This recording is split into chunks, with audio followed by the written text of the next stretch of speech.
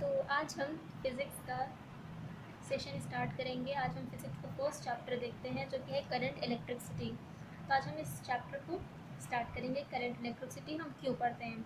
आज हम कहीं भी जाते हैं, ऑफिसेस में, स्कूल्स में, घर में, मॉल में, हॉल में, कहीं भी जाएँ, हर जगह लाइट होता है। और ये लाइट आता कहाँ से है? करंट से प्रोड्यूस होता है। अब ये करंट कहाँ से प्रोड्यूस होता है? चार्ज से प्रोड्यूस होता है। तो इस तरीके से फिनोमिनाज हैं। तो आज इन सब को हम डिटेल में पढ़ेंगे और इस चैप्टर को आज हम पढ़ने स्टार्ट करते हैं। लेकिन हमने ये भी गौर किया होगा कि कभी कभी जो करंट होता है वो कुछ चीज़ों में फ़्लो करता है, कुछ चीज़ों में फ़्लो नहीं करता है। जैसे कि स्टील में, जैसे कि आप आयरन में फ़्लो किया और रबर में फ़्लो नहीं करता है। जिसमें फ़्लो करता है उसको तो हम कंडक्टर कहते हैं, लेकिन जिसमें फ़्लो नहीं करता उसको हम इंसुलेटर्स कहते हैं। ये तुमने बहुत पहले ही पढ़ लिया है। लेकिन आज हम ये पढ़ेंगे ऐसी कौन सी चीज़ है जो कंडक्टर्स में होती है लेकिन इंसुलेटर्स में नहीं होती, जिनकी वजह से ये जो कंडक्शन ऑफ चार्जेस है वो नहीं पॉसिबल नहीं हो पाता है और करंट प्रोड्यूस नहीं हो पाता है। तो सबसे पहला टॉपिक है हमारा आज इस चैप्टर का है, वो है चार्ज। अब चार्ज होता क्या है? जैसे हमने क्लास 9th में ही एटम्स को पढ़ा हुआ है, स्ट्रक्चर ऑफ एटम में पढ़ा हुआ है। तो हमने जाना है कि 3 तरह के उसमें सब पार्टिकल्स होते हैं, जो कि पहला होता है प्रोटॉन, न्यूट्रॉन और इलेक्ट्रॉन्स। न्यूक्लियस के अंदर प्रोटॉन और न्यूट्रॉन्स फिक्स होते हैं, मीन्स वो मूव नहीं कर सकते हैं। लेकिन जो इलेक्ट्रॉन्स होता है वो शेल में प्रेजेंट होता है और वो क्या हो सकते होते हैं, वो मूव कर सकते हैं। ठीक है, जैसे हमने कोई एक एग्जाम्पल लिया, कोई एक एटम लिया, जैसे कि सोडियम है। इसका एटॉमिक नंबर क्या होता है? इसका एटॉमिक नंबर होता है 11। ठीक है, इसका एटॉमिक नंबर 11 होता है। अगर हम इसका इलेक्ट्रॉनिक कॉन्फ़िगरेशन करें तो उसमें आएगा 2, 8, 1। ये इलेक्ट्रॉनिक कॉन्फ़िगरेशन करना तो आप लोगों को पता ही होगा। इसमें क्या है कि ये दो जो शेल हैं वो तो फुलफिल है, लेकिन एक शेल क्या है, वो एक्स्ट्रा है। एक इलेक्ट्रॉन जो है वो एक्स्ट्रा है, मीन्स ये इलेक्ट्रॉन्स अपने डोनेट कर सकते हैं, क्योंकि ऑलरेडी इसके पास 2 फिल हैं, मीन सफिशिएंट है। मेरे पास बहुत ज़्यादा पैसे हैं, लेकिन अगर मेरे पास कुछ पैसा एक्स्ट्रा है तो हम गरीबों को दे सकते हैं। ठीक है, भाई ये एक्स्ट्रा पैसे हैं, मेरे सारे खर्च के बाद ये एक्स्ट्रा पैसे बच रहे हैं तो हम इसको गरीबों को दे सकते हैं ऑलरेडी। तो इतने पास ये 2 शेल में इलेक्ट्रॉन्स जो फुलफिल हैं, ये अपने नोबल शेल कॉन्फ़िगरेशन को फुलफिल कर चुके हैं, एक एक्स्ट्रा बच रहा है। तो यही इलेक्ट्रॉन जो होते हैं वो कहलाते हैं फ्री इलेक्ट्रॉन्स, जो कि रिस्पॉन्सिबल होते हैं चार्ज को कंडक्ट कराने के लिए। ये चार्ज क्या है, मूव करते हैं, और यही चार्ज जो है वो कंडक्टर्स में होता है और इंसुलेटर्स में नहीं होता है। जैसे हम जानते हैं मेटल्स जो होते हैं वो होते हैं जनरली, वो क्या होते हैं, कंडक्टर्स होते हैं। क्यों? क्योंकि उनके पास क्या होता है, फ्री इलेक्ट्रॉन्स होता है। और जो नॉन मेटल होते हैं वो इंसुलेटर होते हैं। हम कोई भी नॉन मेटल ले लेते हैं, फॉर एग्जांपल हमने क्लोरीन ले लिया है, इसका एटॉमिक नंबर 17 होता है। अगर इसका इलेक्ट्रॉनिक कॉन्फ़िगरेशन करें तो आएगा 8 और 7। इसको खुद अपने शेल को कंप्लीट करने के लिए एक इलेक्ट्रॉन चाहिए। तो अब ये एक इलेक्ट्रॉन जब इसको चाहिए तो ये दे तो सकता नहीं है, इसको खुद जो पैसे चाहिए। किसी के इंसान के पास अपना पेट भरने के लिए पैसा नहीं है तो दूसरों को तो देगा नहीं पैसा, खुद का पहले भरेगा। तो उसी तरीके से ये खुद अपने इलेक्ट्रॉन्स पहले लेना चाहेगा। तो इसके पास क्या है, फ्री इलेक्ट्रॉन्स नहीं है, लेकिन इसके पास फ्री इलेक्ट्रॉन्स हैं। तो फ्री इलेक्ट्रॉन से क्या होता है, वो चार्ज कंडक्शन के लिए रिस्पॉन्सिबल होते हैं। मीन्स ये जो है फ्री इलेक्ट्रॉन्स जो हैं वो चार्ज, मतलब यही कंडक्टर्स के पास होते हैं और इंसुलेटर्स के पास नहीं होते हैं। तो हम आज अब जानेंगे, ये हमने पढ़ा हुआ है बचपन से, कि जो चार्ज इलेक्ट्रॉन पे और प्रोटॉन पे चार्ज सेम होता है। तो चार्ज होता कितना है? जो इलेक्ट्रॉन पे चार्ज होता है वो इक्वल होता है 1.6 × 10⁻19। ठीक है, ये होता है। अब इसकी कुछ यूनिट होगी, इसकी यूनिट जो होती है वो कूलम होती है। ये एक साइंटिस्ट के रेस्पेक्ट में रखा गया था जिन्होंने इसको बनाया है, जिसमें कूलम्स लॉ भी होता है जो क्लास 12 में गिवन है। उन्होंने ये लॉ दिया था, उन्हीं के रेस्पेक्ट में ये चार्ज की एसआई यूनिट इनके नाम से पड़ी है। कूलम का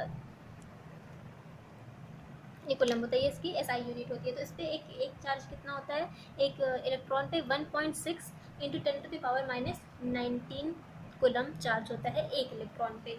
अगर हम 6 × 10⁻18 इलेक्ट्रॉन्स को मिलाएं तब जाके एक कूलम चार्ज बनेगा। भी निकालना कैसे आसान है, ये 1 के इक्वल रख दें, इसको इधर कर देंगे, इसको इधर भेज देंगे, तो ये आंसर आ जाएगा। 6 × 10⁻18 इलेक्ट्रॉन्स जब मिलते हैं तब जाके ये 1 कूलम का चार्ज बनाते हैं। ठीक है। तो ये तो हमने जाना किसके बारे में, चार्ज के बारे में। अब करंट क्या होता है, करंट जो होता है वो होता है rate of flow of electric charge, rate of flow of electric charge is known as electric current. ठीक है। अब फिजिक्स में जो रेट होता है इसका मतलब होता है टाइम। ठीक है, टाइम को हम फिजिक्स के टर्म्स में रेट बोलते हैं। तो इसको अगर हम ऐसे एक्सप्लेन कर सकते हैं, the electric current is defined as the amount of charge flowing through a conductor per unit time. Conductor क्यों बोला गया है, क्योंकि इंसुलेटर में तो करंट फ्लो ही नहीं करता, इसलिए हमने किसकी बात की है, कंडक्टर की बात की है। तो एक सेकंड में कितना चार्ज फ्लो कर सकता है, इसी को हम क्या कहते हैं, करंट कहते हैं, इलेक्ट्रिक करंट कहते हैं।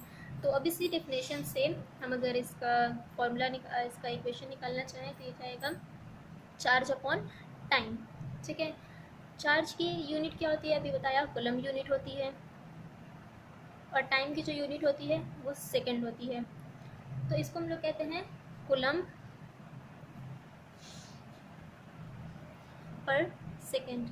लेकिन इसकी जो एक रिस्पेक्ट में देने के लिए जो एसआई यूनिट है करंट का, वो हम लिखते हैं एम्पियर।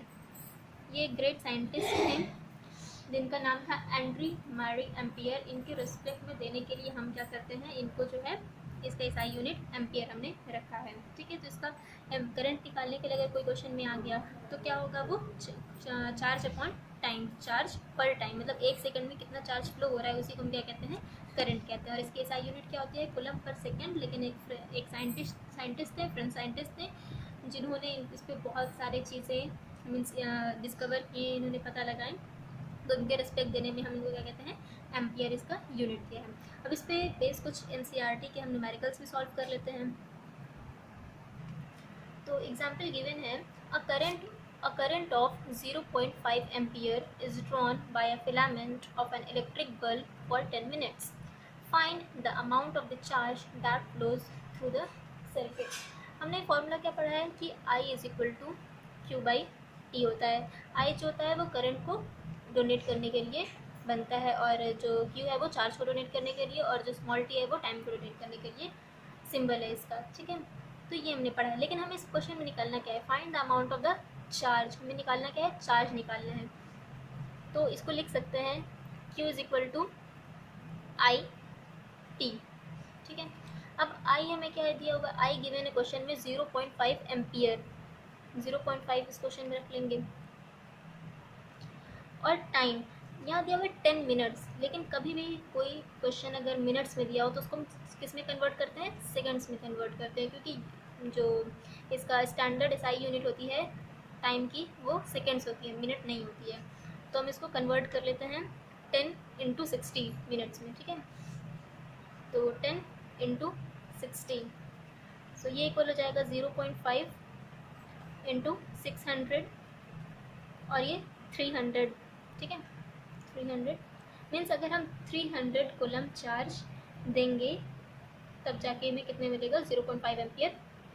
तो ये हमारा आज इस क्वेश्चन पे हमने निकाला। अब सेकंड एग्जांपल है, तो सेकंड क्वेश्चन है, सेकंड एग्जांपल है हमारा कि 6 into 10 to the power 18 electrons cross through a conductor per minute, what is the electric current. इसमें ये बोल रहा है कि 6 into 10 to the power 18 electrons हैं जो कि कंडक्टर से पास कर रहे हैं। ठीक है, क्रॉस कर रहे हैं कंडक्टर को 1 मिनट में। हमें निकालना क्या है, इलेक्ट्रिक करंट निकालना है। तो इलेक्ट्रिक करंट का तो फॉर्मूला हमने पढ़ रखा है क्यू बाई टी, लेकिन इसमें क्यू दिया हुआ है, यहाँ इलेक्ट्रॉन्स की बात की गई है। तो हम जानते हैं कि जो एक इलेक्ट्रॉन पे कितना चार्ज होता है, 1.6 into 10 to the power minus 19 coulomb charge होता है। तो इतने ढेर सारे इलेक्ट्रॉन में कितना चार्ज होगा, हम इनको क्या कर देंगे, इससे मल्टीप्लाई कर देंगे। Means 6 into 10 to the power 18 electrons में कितना होगा, 6 into 10 to the power 18 into 1.6 into 10 to the power minus 19 coulomb का चार्ज होगा। ठीक है, अब यहाँ बात किसकी गई है, पर मिनट की, मीन्स 1 मिनट में। तो कितने सेकंड में, मीन्स 1 मिनट में 60 सेकंड्स होगा। ठीक है, तो ये 60 सेकंड्स की बात की गई यहाँ पे। तो आई इज इक्वल टू, ये तो हमें क्यू मिल गया, 6 into 10 to the power 18 into 1.6 into 10⁻⁻19 और यहाँ 1 मिनट है यानी 60 सेकेंड्स है, मीन्स 60 से डिवाइड कर देंगे। अब इसको सॉल्व कर लेते हैं। तो सॉल्व करने पे 6 आ गया, इंटू 1.6 आ जाएगा और 10⁻⁻1 आ गया अपॉन 60। ठीक है, तो यहाँ हमने क्या किया, 6 इंटू 1.6 इंटू 10⁻⁻1। ठीक है, ये +18 था और ये -19, तो -1 आ गया। इसके बाद 1.6 को ऐसे लिखेंगे 10⁻⁻1। अब 60 को हम कैसे लिख सकते हैं, 6 into 10⁻10, 6 into 10, 6 into 10 is equal to 60। अब ये क्या है, 1 है, +1 और यहाँ -1 है, तो 6 इंटू 1.6 इंटू 10⁻, जब डिनोमिनेटर से न्यूमरेटर में जाता है या न्यूमरेटर से डिनोमिनेटर में जाता है तो ये वाला जो साइन होता है, माइनस साइन या प्लस साइन है, वो चेंज हो जाता है, अपोजिट हो जाता है। जैसे यहाँ प्लस है तो ऊपर जाके माइनस हो जाएगा, अगर यहाँ माइनस होता तो ऊपर जाके प्लस हो जाता। ठीक है, तो ये ऊपर जाके -2 हो गया और यहाँ बचा 6, 6 कैंसिल हो जाएगा, ये आ गया 1.6 इंटू 10⁻2 एम्पियर। और अगर इसको मिली में कर दें, मिली क्या होता है, उसका 10⁻³ टाइम्स होता है। जैसे मीटर हो गया तो 1 metre is equal to 10⁻³ times millimetre, ये होता है। तो वैसे ही 1 ampere is equal to 10⁻³ times milli ampere, तो जाएगा 16 मिली एम्पियर। तो ये दूसरा एग्जाम्पल था। जैसे हमने 2 टैंक लिए हैं वाटर के, ठीक है, 2 टैंक लिए हैं, उसमें पानी भरा हुआ है। एक टैंक में, जैसे मैं इसका डायग्राम बना दे रही हूँ, 2 टैंक हैं, ठीक है, और दोनों को एक स्मॉल पाइप के थ्रू हमने जॉइंट कर दिया है। एक में हमने इतना पानी ले रखा है और दूसरे में हमने इतना पानी ले रखा है। ठीक है, तो ये जॉइंट है, मीन्स ये इसमें से इसमें जा सकता है और इसमें से इसमें, ये दोनों में जा सकते हैं। तो ये पानी तब तक फ्लो करेगा जब तक कि दोनों का जो हाइट होगी, एल्टीट्यूड होगा, वो इक्वल ना हो जाए। ये तब तक फ्लो होता रहेगा। ये टैंक है, मान लो ये बी टैंक में, तो ए से ये बी में तब तक फ्लो होगा जब तक ये दोनों टैंक की हाइट सेम ना हो जाए। ठीक है, जब तक कि दोनों की हाइट सेम ना हो जाए तब तक ये फ्लो होता रहेगा। अब ये ना इसमें से इसमें फ्लो होगा, ना इसमें से इसमें फ्लो होगा। तो वैसे ही बैटरी में हमारा वोल्टेज होता है या पोटेंशियल होता है, वो भी हायर टू लोअर क्या होता है, ट्रांसफ़र होता है या जाता है। तो अब हम इसके बाद क्या पढ़ने जा रहे हैं कि इलेक्ट्रिक को सर्किट कैसे बनाते हैं, इलेक्ट्रिक सर्किट बनाते कैसे हैं। तो उसके लिए कुछ कंपोनेंट्स होना ज़रूरी हैं, उनके सिंबल्स को पहले पढ़ लेते हैं, फिर जानेंगे कि कैसे हम इसको बनाते हैं। तो पहला है बैटरी को हम कैसे डोनेट करते हैं। इलेक्ट्रिक सिंबल यहाँ डाल दे रही हूँ, इलेक्ट्रिक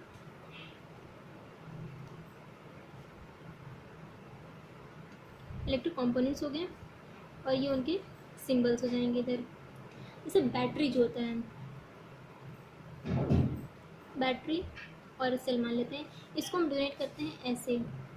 ठीक है, इसमें जो ये वाली साइड होती है, ये इसका पॉजिटिव टर्मिनल होता है, ये इसका नेगेटिव टर्मिनल होता है। यहाँ ये वायर है मान लो, तो जो लंबा वाला होता है वो पॉजिटिव होता है और जो छोटा वाला होता है थोड़ा डार्क होता है और वो नेगेटिव होता है।